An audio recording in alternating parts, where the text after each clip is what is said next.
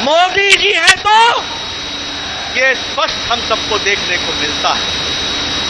मित्रों, यह चुनाव एक और बात का संदेश देते हैं। जातिवाद और तुष्टीकरण, ये जिस तरीके से इंडिया अलायंस ने जातिवाद फैलाने की कोशिश की, जिस तरीके से समाज को खंडित करने की कोशिश की, जिस तरीके से देश को बांटने की कोशिश की और तुष्टीकरण की, वोट बैंक की राजनीति को आगे बढ़ाने का काम किया, इन दोनों पर मोदी जी का विकास का पलड़ा भारी पड़ा है। यह भी हमको ध्यान में रखना चाहिए। और देश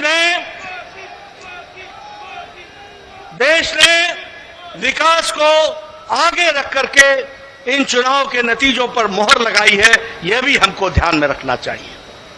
मैं यहां यह भी कहना चाहता हूं, आज ये इंडिया अलायंस, इनको नया नया शौक, नया नया जोश, नया नया नारा, ओबीसी ओबीसी ओबीसी की चिंता नहीं हुई। ये नए नए लोग, ये इंडिया अलायंस के लोग, ये कांग्रेस के लोग घड़ियाली आंसू बहाकर ओबीसी का नारा लगाते हैं।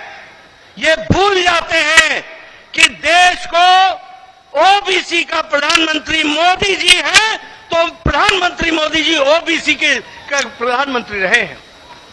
और सबके समाज का, सबका विकास करने का प्रण लेकर, सबको साथ लेकर, सबका साथ, सबका विकास, सबका विश्वास, सबका प्रयास, इसको आगे बढ़ाने का काम किया है। लेकिन कांग्रेस के लोग प्रधानमंत्री जी पर जिस तरीके से इस चुनाव में भद्दी टिप्पणियां की, जो नहीं सिर्फ असंसदीय थी, नहीं सिर्फ वो एक तरीके से बहुत ही निम्न स्तर की थी, ऐसी टिप्पणी की कांग्रेस के नेताओं ने, जिसको सार्वजनिक मंच से दोहराना भी मुश्किल होता है। ऐसी भद्दी टिप्पणियां प्रधानमंत्री जी पर की। क्या उस समय उनको ध्यान में नहीं था कि ये मोदी जी को गाली देने का मतलब ओबीसी को गाली देना है, पिछड़ी जाति को गाली देना है? ये उस समय उनके ध्यान में नहीं था क्या? और एक और नेता पैदा हुए, मैं ना माफी मांगू, मैं ना माफी मांगू, यानी रस्सी जल गई, बल नहीं गया है, बल नहीं गया है।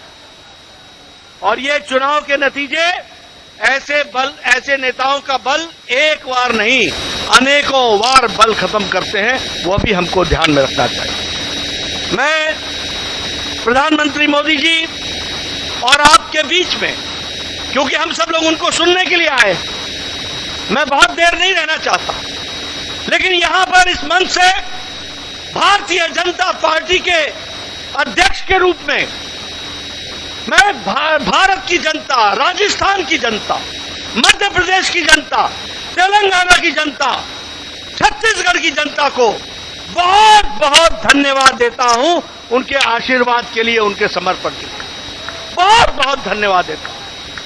ये मतदाता ही परमेश्वर होता है, वही फैसला करता है, वही आशीर्वाद देता है।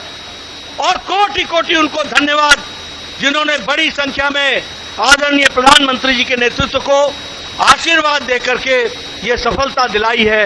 इसके लिए उनको बहुत बहुत धन्यवाद। मैं इसके साथ साथ मेरे सामने बैठे कार्यकर्ता, हमारे नेता, हमारे अध्यक्ष और आपसे जुड़े हुए और टेलीविजन के माध्यम से जुड़े हुए हमारे लाखों कार्यकर्ताओं को भी मैं धन्यवाद देता हूं, जिन्होंने इस चुनाव को मोदी जी के नेतृत्व में पूरी ताकत के साथ लड़ा और यशस्वी हुए हैं। उसके लिए भी मैं उनको धन्यवाद देता हूं। मेरे से अक्सर पत्रकार पूछते थे, रणनीति क्या है, रणनीति क्या है? मैं बार बार बोलता था, रणनीति पर्दे का विषय होता है और रणनीति समय पर ही खुलती है।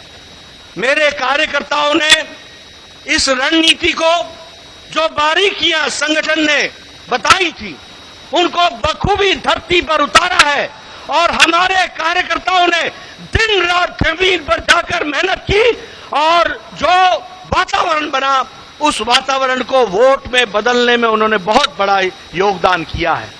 इसलिए मैं अपने कार्यकर्ताओं को भी बधाई देता हूं, उनको धन्यवाद देता हूं।